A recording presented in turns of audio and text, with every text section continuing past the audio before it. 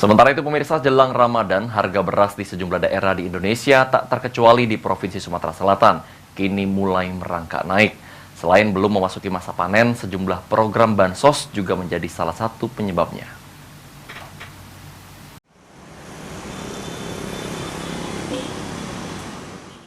Jelang Ramadan, harga beras di sejumlah daerah di Indonesia tak terkecuali di Provinsi Sumsel kini mulai merangkak naik berkisar Rp1.000 ketimbang harga normal.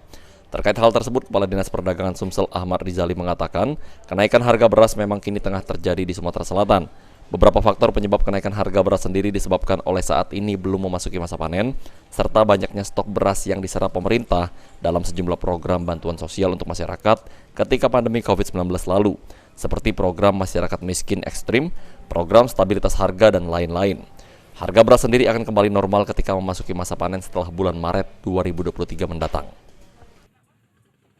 Beras itu karena begini, karena belum ada panen, ya panen belum ada, kemudian beras kita juga kemarin banyak tersedot dengan program-program pemerintah ya, program bansos, program masyarakat miskin ekstrim, ya, ada juga program stabilitas harga, sehingga semua terserap langsung ke masyarakat. Nah sekarang udah agak berkurang itu, sehingga harga beras meningkat, tapi nanti kalau sudah panen setelah bulan 3 itu akan turun lagi. Ditambahkan Rizali, meski harga beras kini tengah mengalami kenaikan dan stok berkurang, akan tetapi sesuai dengan informasi dari Bulog, stok beras masih mencukupi hingga 3 bulan ke depan.